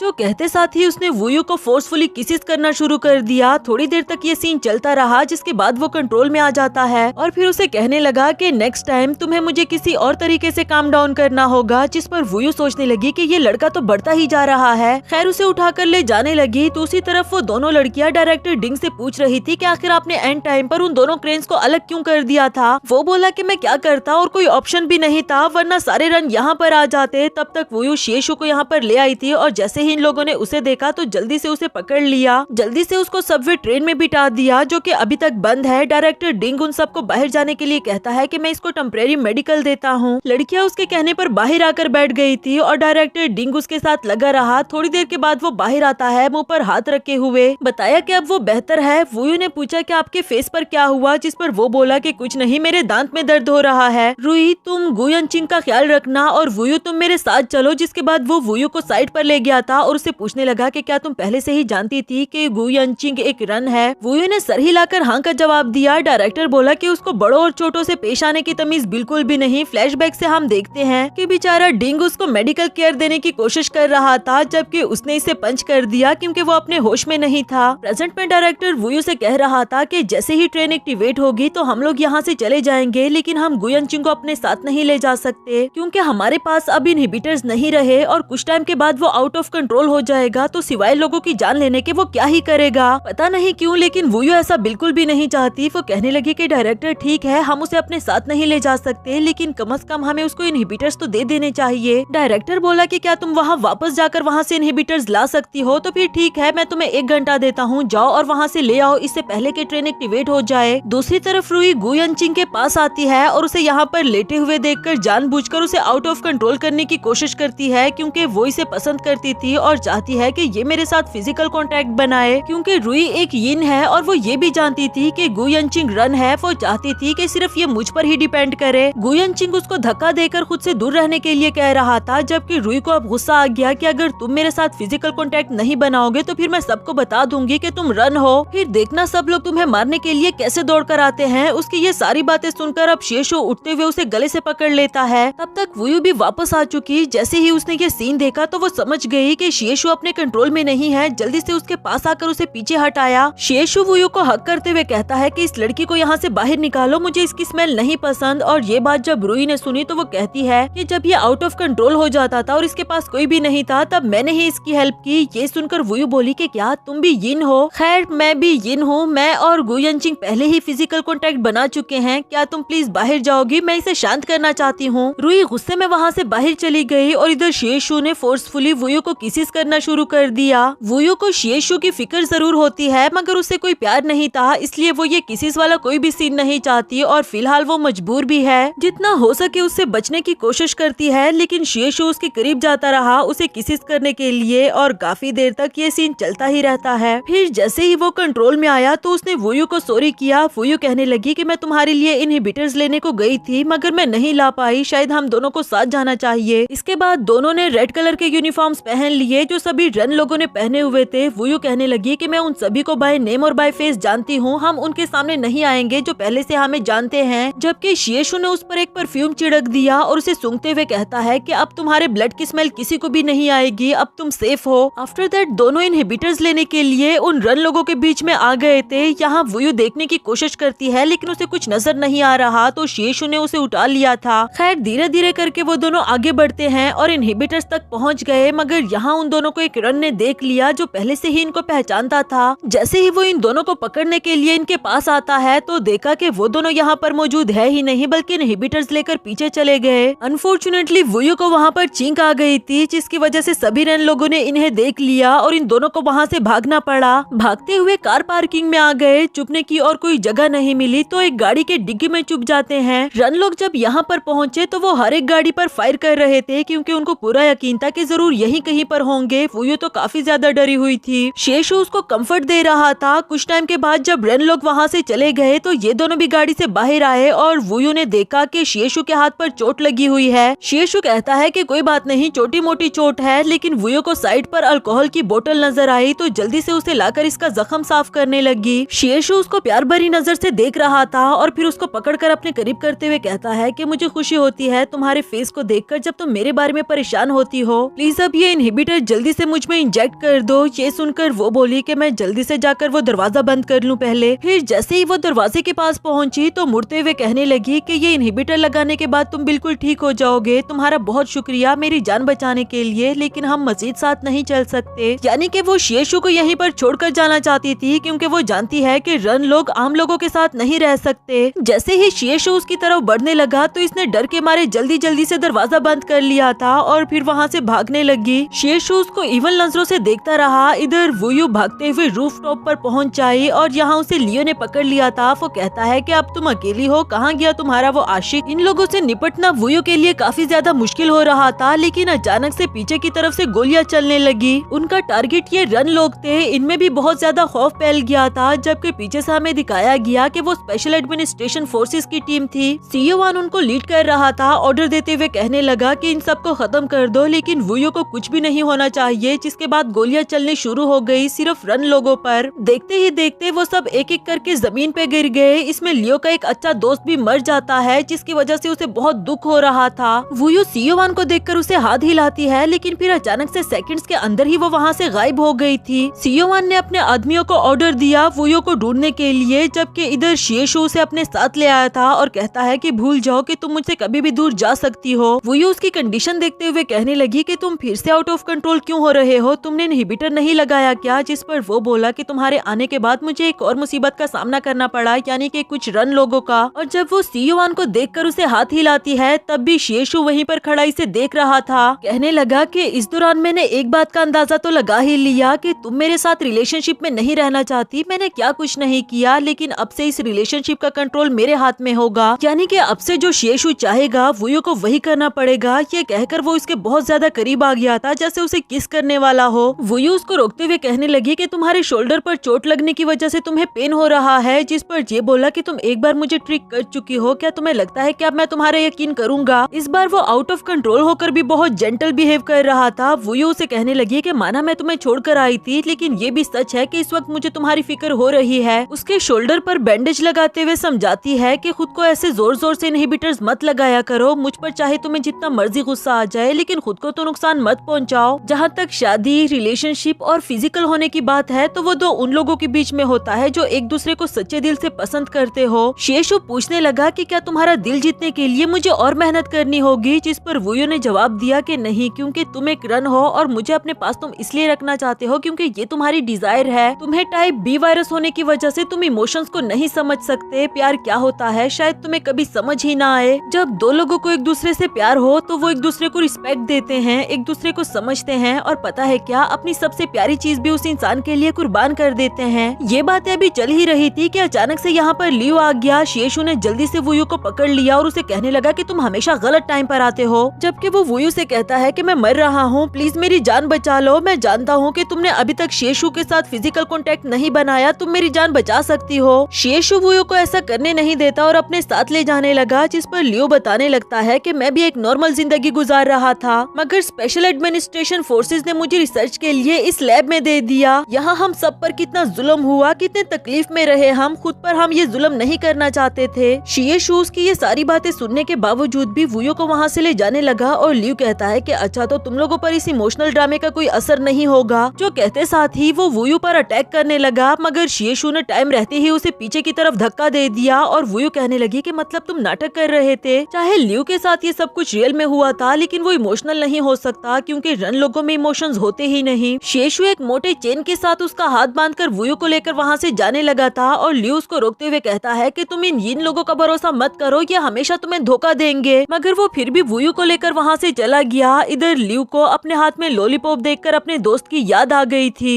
ये लॉलीपॉप उसने किसी मेडिसिन से बनाई थी जो वो अपने दोस्त को देते हुए कहता है कि इसको खाने के बाद हम पर इनके एक्सपेरिमेंट्स का असर नहीं होगा और हमारी जान बच सकती है। इसीलिए ही तो जब इन पर एक्सपेरिमेंट किया गया तो ऐसा लग रहा था कि ये लोग मर गए हैं, लेकिन कुछ टाइम के बाद ये लोग जिंदा हो गए थे। इधर वुयू इनहिबिटर्स लेकर उसके पास वापस आ गई थी, देते हुए कहने लगी कि तुमने इतने सारे लोगों को मार दिया, क्या तुम्हें उनका दर्द फील नहीं हुआ और आज अपना दर्द तुम्हें नजर आ रहा है। उसके पास इनहिबिटर्स रख दिए, जिसके बाद शेशु आकर इसे अपने साथ ले गया था। लेकिन इससे पहले कि वो इनहिबिटर को उठाकर खुद को लगा पाता, तभी एक लिंजू नामी लड़के ने उसको फायर करके मार दिया था। सियोवान सामने आते हुए कहने लगा कि गुड जॉब, ऐसे लोगों को जिंदा रहने का कोई हक नहीं। गाइस पता नहीं क्यों, लेकिन अभी के लिए तो मुझे सबसे बड़ा विलन सियोवान लग रहा है। इसके बाद वो लोग वुयू को ढूंढने लगे, जबकि इधर शेशु वुयू को अपने साथ ले आया था और उसको भी इसे डर लग रहा होता है, जैसे उसके साथ नहीं जाना चाहती। शेशु पूछने लगा कि क्या हुआ, मैंने तुम्हें डिसअपॉइंट किया है क्या? जिस पर वो कहने लगी कि मुझे बस डर लग रहा है कि तुम कुछ गलत तो नहीं करोगे। अब वो एक एक कदम इसकी तरफ बढ़ते हुए आ रहा था और कहने लगा कि हाँ, सोच रहा हूँ ना कि जिसने मुझे धोखा दिया है उससे बदला लिया जाए। खैर, जो अभी थोड़ी देर पहले तुमने मुझसे बातें की थी, मैं उसके बारे में सोचूंगा। तभी वुयू को सियोवान की आवाज सुनाई दी। शेशु उसको पकड़ते हुए कहता है कि याद रखना, मेरी एग्जिस्टेंस के बारे में किसी को भी पता नहीं चलना चाहिए, क्योंकि स्पेशल एडमिनिस्ट्रेशन फोर्सेस मुझे अपने साथ तो ले जाएगी, लेकिन जब मैं आउट ऑफ कंट्रोल हो गया तो उन सबको नुकसान पहुंचा सकता हूं और इसमें गलती सिर्फ तुम्हारी होगी। अब जाओ, आज के बाद से तुम आजाद हो। ये कहते साथ ही उसको खुद से दूर पुश कर दिया था, जबकि वुयू को यकीन ही नहीं आता। वो आगे चल चल कर बार बार इसे देखती रही। कुछ देर तक शेशु वहाँ पर खड़ा रहा और फिर गायब हो गया। वुयू सोच रही थी कि मुझे यकीन नहीं आ रहा, इस लड़के ने इतनी आसानी से मुझे आजाद कर दिया। तब तक सियोवान ने उसे ढूंढ लिया था और उसको देखते साथ ही इसने हक कर दिया कि भैया थैंक गॉड तुम आ गए हो। नेक्स्ट सीन में घर आने के बाद वो बार बार वुयू से पूछ रहा था कि क्या वो लड़का शेशु अभी भी तुम्हारे ख्वाब में आता रहता है, और ये बोली कि भैया बस कर दो, मैं थक चुकी हूँ और आप मुझसे क्या सवाल किए जा रहे हो। जिसके बाद वो अपने रूम में चली गई थी और नेक्स्ट सीन में वो सोने की कोशिश करती है, लेकिन उसे बार बार शेशु के ख्याल आ रहे थे। उठकर विंडो के पास जाती है और जब वापस मुड़ी तो शेशु उसके सामने खड़ा था और अगेन इसे बेड पर लाकर किसिस करने लगा। वुयू पूछने लगी, लेकिन तुमने तो मुझे आजाद कर दिया था। वो बोला, लेकिन अब मैं अपने वर्ड्स वापस ले रहा हूँ। कुछ देर के बाद वुयू को रियलाइज हुआ कि ये उसकी हेलुसिनेशंस थी। अगली सुबह सियोवान नाश्ता बना रहा था और वुयू उसके पास आकर मजे मजे से बातें करने लगी। वो कहती है कि भैया थैंक गॉड कि हम यिन है और रन नहीं,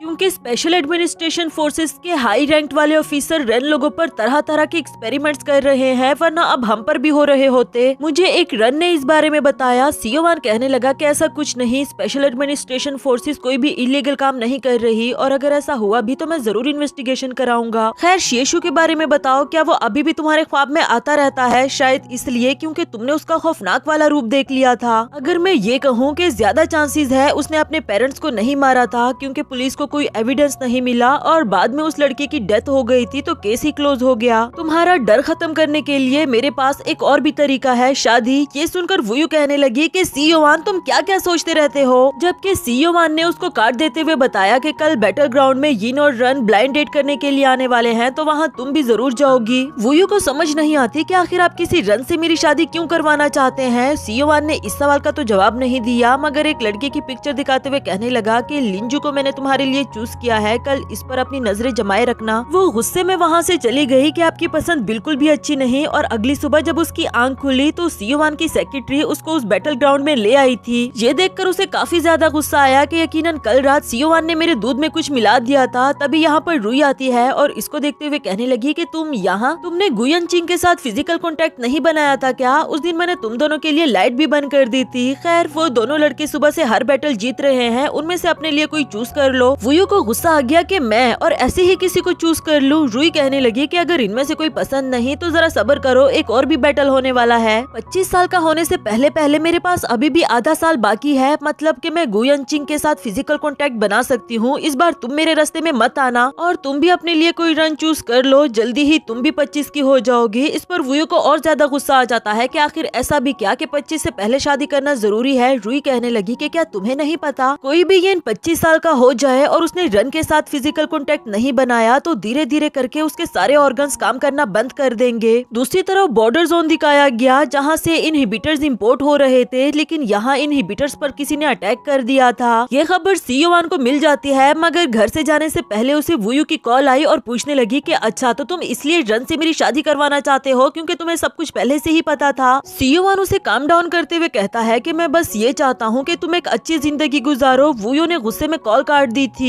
इधर सियोवान के साथ बैठी हुई लड़की उसे कहने लगी कि तुम्हारा वायरस एक्टिव हो रहा है, चलो मैं तुम्हें शांत करती हूँ, जो कहकर वो उसके करीब आ गई थी। जबकि सियोवान को शायद अच्छा नहीं लग रहा था, वो उसे सोफा पर लाकर खुद उसके ऊपर आते हुए कहने लगा कि मुझे कब खुद को शांत करना है और कब नहीं ये सिर्फ मैं डिसाइड करूंगा। यहाँ सेक्रेटरी वुयू को बता रही थी कि ये लड़का लिन जुआन है, सुबह से लगातार 5 बैटल्स जीत चुका है और आपके भाई ने इसको आपके लिए चूज किया है। दिखने में लिंजू भी वुयू को अच्छा लगा, जबकि वो इसे देखकर स्माइल करता है। तब तक अनाउंसमेंट हुई कि अब एक आखिरी चैलेंजर यहाँ पर आ चुका। सब लोगों की नजरें उस आखिरी पर्सन पर टिकी हुई थी और वो जब सामने आया तो हमें पता चला कि वो कोई और नहीं बल्कि शेशु था, जो कि डायरेक्टली वुयू की तरफ बढ़ रहा था। वुयू उसे देखकर फौरन से वॉशरूम जाने का बहाना कर देती है, जबकि अनाउंसमेंट हुई कि यहीं पर रुक जाओ, अगर तुम आगे बढ़े तो फायर स्टार्ट कर दी जाएगी। जो सुनकर वो वापस मुड़ आया था। वुयू भी वहीं पर रुक गई थी और इधर इसको बताया गया कि अगर तुमने ये बैटल जीत लिया तो तुम्हें मौका दिया जाएगा कि अपने लिए कोई भी यिन चूज कर लो। आफ्टर दैट दोनों के बीच में बैटल स्टार्ट हो गई और गाइस दोनों की स्किल्स ही बहुत आला थी। थोड़ी देर तक इन दोनों के बीच में ये गर्म मुकाबला चलता रहा, मगर फिर शेशु को कौन ही हरा पाता। आखिरकार उसने लिंजू की तलवार तोड़ दी थी। इधर रुई खुश हो रही थी कि इस बार गुयंची मेरा होगा, तुम उससे दूर रहना, जबकि गुयंची को मौका दिया गया कि अब तुम अपने लिए कोई भी यिन चूज कर सकते हो। यहाँ रुई के पास एक रन आते हुए कहता है कि मैं सुबह से काफी सारे बैटल्स जीत चुका हूँ, प्लीज तुम मेरी यिन बन जाओ, जबकि वो इसे खुद से दूर रहने के लिए कहती है और जब इसने जबरदस्ती करना स्टार्ट किया तो इसे फायर कर दिया गया। सेक्रेटरी ने वुयू को बताया कि जब तक दोनों यानी कि रन और यिन शादी के लिए राजी ना हो तब तक इनकी शादी नहीं हो सकती और अगर वो जबरदस्ती करे तो इन्हें फायर किया जा सकता है। तभी शेशु वुयू की तरफ बढ़ने लगा। वो जैसे ही करीब आता है तो रुई उसके सामने आ गई, पर वो इसे इग्नोर करते हुए वुयू के पास आ गया था और उसके सामने बैठते हुए अपना हाथ आगे किया। वुयू कहने लगी कि तुम्हें याद नहीं मैंने क्या कहा था तुम्हें। वो बोला कि याद है मुझे, इसलिए ही मैं अपनी सबसे प्यारी चीज मेरी फ्रीडम तुम पर कुर्बान कर रहा हूँ। वुयू उसको देखती ही रह गई, सोचने लगी कि अगर मैंने इसको मना किया तो ये मेरे साथ जबरदस्ती करेगा और फिर उसी आदमी की तरह मारा जाएगा, जो कि मैं बिल्कुल भी नहीं चाहती, इसलिए हाथ आगे बढ़ाकर राजी हो गई। इसके बाद दोनों के बीच में शादी के लिए टर्म्स और कंडीशंस डिसाइड होते हैं। वुयू से पूछने लगी कि तुमने ये मास्क क्यों पहन रखा है और वो बोला क्योंकि मैं नहीं चाहता कि इस वक्त मैं आउट ऑफ कंट्रोल हो जाऊं। खैर शादी के लिए वुयू ने सबसे पहली शर्त ये रख दी कि हम में फिजिकल कांटेक्ट नहीं होगा जब तक हम सच्चे दिल से एक दूसरे को चाहने ना लग जाएं। लीगली हम हस्बैंड वाइफ की तरह रहेंगे, क्योंकि मैं नहीं चाहती कि मेरा भाई मुझे किसी और रन के साथ शादी करने पर मजबूर करे। और हाँ, मुझे थोड़ा सा तुम्हारा ब्लड चाहिए होगा ताकि इस वायरस पर मैं मजीद रिसर्च कर सकूं। उसकी ये सारी शर्तें शेशु को कबूल थी, जबकि शेशु ने सिर्फ एक ही शर्त रखी कि जब भी मैं आउट ऑफ कंट्रोल हूँ तो तुम्हें मुझे कंट्रोल में लाना होगा, बस उतना ही जितना तुमने लैब में मेरी हेल्प की, उससे ज्यादा आगे नहीं बढ़ूंगा मैं। वुयू को याद आया कि तब भी जब ये आउट ऑफ कंट्रोल हो जाता तो कितना फोर्सफुली किस किया करता था, इसलिए कहने लगी कि तुम मुझे टच तो कर सकते हो लेकिन किस मेरी परमिशन के बगैर नहीं कर सकते। इसके बाद दोनों ने कॉन्ट्रैक्ट पेपर्स पर साइन कर दिए थे और आखिर में वुयू कहने लगी कि अगर तुमने अपनी शर्त तोड़ दी तो मेरे पास और कोई रास्ता नहीं है सिवाय पुलिस केस करने के। यहाँ शेशु हाथ कड़ी तोड़ते हुए कहता है कि बहुत जल्दी ख्याल आया तुम्हें, बीच में से टेबल हटाकर उसे अपने करीब ले आया था। कहने लगा कि फिजिकल कांटेक्ट मैं अपनी मर्जी से बनाऊंगा और फिलहाल मैं यही चाहता हूँ कि तुम मुझे लाइक करो। उधर सेक्रेटरी लिंजू से कह रही थी कि पता नहीं मैं कैसे मिस्टर सियोवान को ये एक्सप्लेन करूंगी, जिस पर वो बोला कि उसको भी तो मुझे एक्सप्लेनेशन देनी चाहिए, वो लड़का कहाँ से आ गया जबकि लिस्ट में तो उसका नाम भी नहीं था। तब तक यहाँ पर वुयू आई जो कहती है कि चलो शादी की तैयारियां स्टार्ट कर दी जाए, लेकिन हाँ मेरे भाई को इस बारे में नहीं बताना, बाद में मैं खुद उसे एक्सप्लेन कर दूंगी। और वैसे भी तो वो सिर्फ यही चाहता है कि मैं किसी रन के साथ फिजिकल कांटेक्ट बना लूं, चाहे वो कोई भी हो। लिंजू कहने लगा कि मुझे कोई मसला नहीं, मैं इस बात को कॉन्फिडेंशियल रख सकता हूँ और वैसे भी ऐसा तो है नहीं कि मुझे कोई मिलेगी नहीं। ये कहकर वो वहाँ से जाने लगा। वुयू ने उसका शुक्रिया अदा किया। इसके बाद वुयू को शादी के लिए प्रिपेयर किया जा रहा था, कभी उसके फेस पर काम किया जा रहा होता है और कभी उसे शादी की ड्रेस सेलेक्ट करवाई जा रही थी। ये ड्रेस उसके लिए काफी ज्यादा टाइट थी, तो वो कहने लगी कि ये इंसानों के लिए बनाई भी गई है कि नहीं, जिस पर सेक्रेटरी कहने लगी कि आपको अपने खाने पर कंट्रोल करना होगा। इसके बाद जब खाना खाने की बारी आती है तो सेक्रेटरी उसको अच्छे से खाने भी नहीं दे रही थी, जिसकी वजह से बेचारी को बहुत बुरा लगा और वो ऑनलाइन ही कुछ ऑर्डर करवा देती है, जिसे खाने के लिए वो सबसे अलग होकर बाहर आ गई थी और यहाँ एक ऊंची सी जगह पर बैठ गई। अचानक से ही उसका खाना वहाँ से गिरने लगा था, लेकिन तभी उसने देखा कि उस वुडन प्लेट को शिएशु ने पकड़ रखा है। अचानक से उसे देखकर वुयू हैरान हो जाती है और इसी के साथ हमारा ये वाला पार्ट भी यहाँ पर खत्म हुआ।